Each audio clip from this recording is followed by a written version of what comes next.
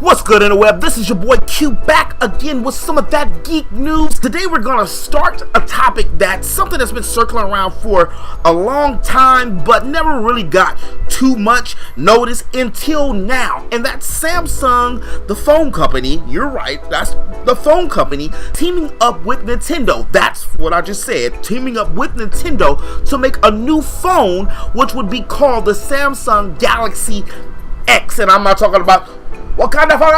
I know what you're thinking. Yes.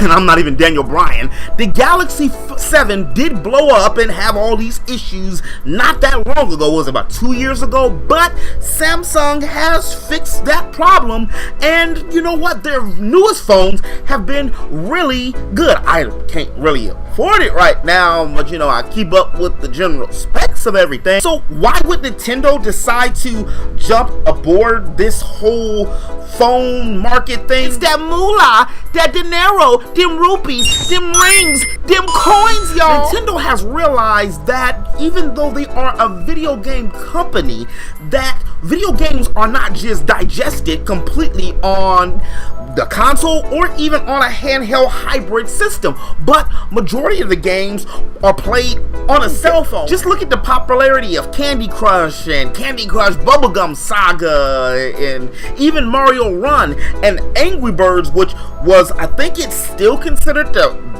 most selling video game of all time, which is that's blasphemy. Nintendo is smart enough, as well as Samsung, to realize that if they combine two of the best worlds and merge them into two, then boom, they can have a winner right there. How realistic is this actual Samsung Galaxy X or Samsung Galaxy F, which would stand for Fold, which Samsung seems like they don't particularly want to run with? How serious is this? Well, it could be a lot more serious than we think, even though we're still in the rumor phase right now. But where there's smoke, there's usually fire, and well, some starting to burn. MMDDJ was talking about Samsung Galaxy, the gaming phone, not too long ago, and he was focusing on that it would be a separate phone that folds. Speaking of F, this folding technology goes way back. I'm not sure if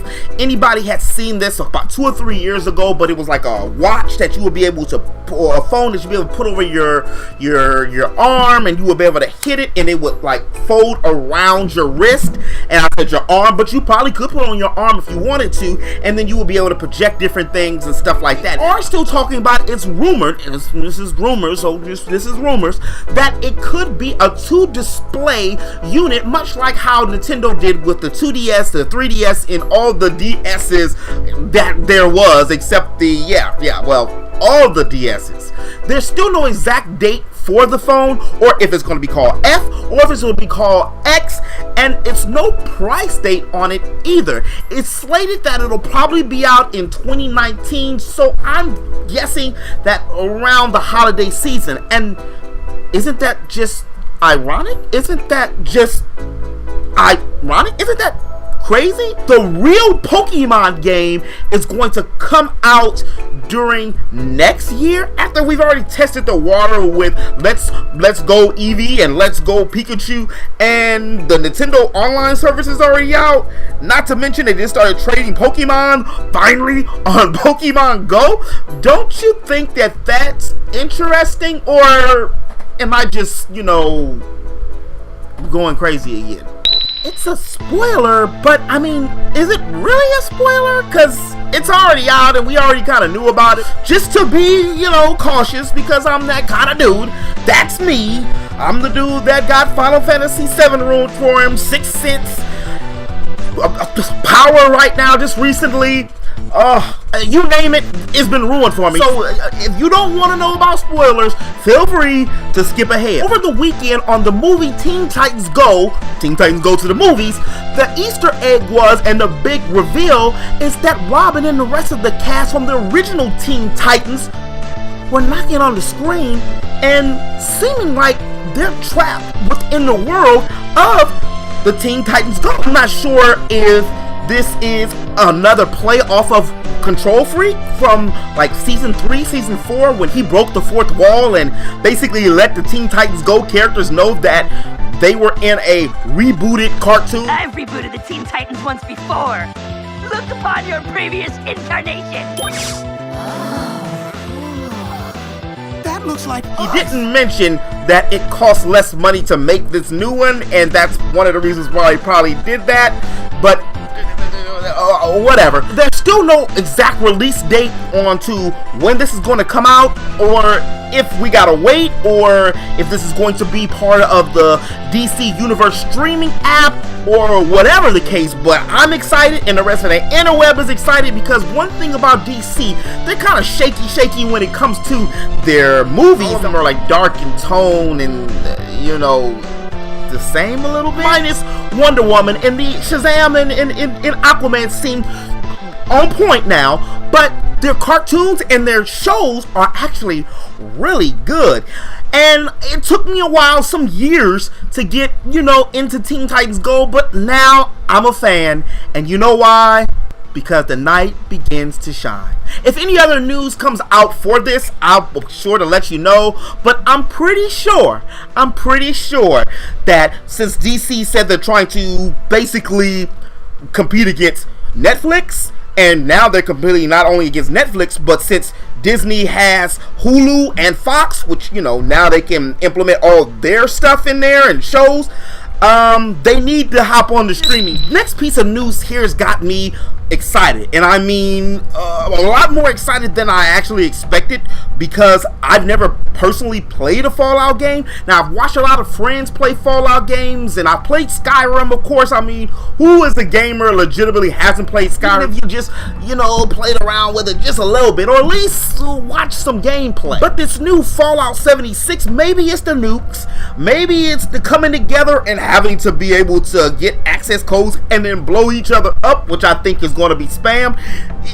That does have me excited about this new Fallout, especially that it's the origin story as well. Bethesda just recently announced that its beta, which I like the name of the beta, B.E.T.A, which is an acronym for a new way to say the word, which is Break It Early Application. The beta is said to be accessible to everyone who pre-orders the game, so I need to go and pre-order the game. I've been slacking with that, you know, because, well, yeah, I need to get on that. Really no exact date on when they're going to push the beta out for us. I mean, the game comes out this year before the holidays, so come on, Bethesda. It's already, look, it's already August, basically, like a day away from August, so we need to, you know,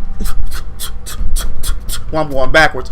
Let's go. Let's come on. We want to play. However, they did say that they will be taking questions at this year's QuakeCon that's going to be taking place in August 11th. So I'm pretty sure they're going to do a whole Nintendo thing here, and they're going to announce the beta while they are at the QuakeCon, and it's probably going to be somewhere at the end of next month, which will be August, or it'll be at the beginning of September, something around that time. You know, you got to give us at least a month, you know, to play the game, get the beta before, you know, and get all the kinks out and stuff. You know, I'm a little excited about the game. I mean, I don't have that many people that says they're gonna play it with me yet, but then again, that's what the internet is for. One of my all-time favorite animes, Neon Genesis Evangelion, is still around and it's still kicking. Matter of fact, it's actually showing some screens and some of the AVAs from its last upcoming movie, which is coming out in not this year, not next year, but in 2020. You know you're good. You know you must be in the archives, in the history and lore of anime over 20 years, and they're still talking about your anime. Not to mention that you can talk about your anime movie that's coming out 2 years from now. That's good. Neon Genesis Evangelion, or Eva, or Neon Genesis, I like Neon Genesis, is one of those animes where you might not really jump into it right away because it's a psychological mind thriller, and it's not everybody's cup of tea. But if it is your cup of tea, then get a scoop of sugar, a little lemon, and some honey. Well, you know, maybe you want the honey instead of the sugar. It's really up to you. I personally like the honey. But the point is it's an amazing anime, and to see it finally close is you know what? It's sad, but I'm thankful for it. The title for Neon Genesis Evangelion, this film, was announced way back in 2012 as Evangelion Shin Jinobaku. I know I just butchered it. I'm not Japanese, obviously. This is a symbol at the end of Japanese titles, which is usually meant to be a symbol used for music to basically let you know it's going to be a repetition after reaching the end of a measure, which that in itself is a mind frag, because when you think about Neon Genesis in a whole, that's the whole essence of Neon Genesis, is basically the id, the ego, and the super ego, the whole Sigmund Freud's consciousness. Basically, if you haven't seen the anime, watch the anime. The first of the 3 films in this trilogy was called Evangelion 1.1, You Are Not Alone, then Evangelion 2, You Cannot Advance, and now Evangelion 3.0, You Cannot Redo. Again, this movie is slated to come out in 2020, which is just so convenient, isn't it? That we're going to be having the Olympics, 2020 Olympics, well, in Japan in 2020, and we already know that the likes of Goku, Sailor Moon, Naruto, and Luffy from One Piece, maybe some Deku is as popular as he's been doing lately. So why wouldn't one of the godfathers and pioneers of modern anime be there too? I mean, any objections? Any objections? Any objections? And since it's Monday, you already know what it is. Around here, between Sunday and Tuesday, we call this here a little mean. Ninja. Bye. Ho maratuturo sa rebaro. Go, Ouija. Hammer. Hi. And as always on the web, this has been your boy Q, your friendly neighborhood geek. If you did like this video, please make sure you hit that like button. It really helps me out a lot and lets me know that, you know what? That's a pretty decent video. And if you're new to my channel, make sure you hit that subscribe button and don't forget to ring that bell. It's actually on this side right down there to stay up to date on all things geek. And until next time, remember, eat, geek, sleep, repeat. I'll holler at y'all later. Peace.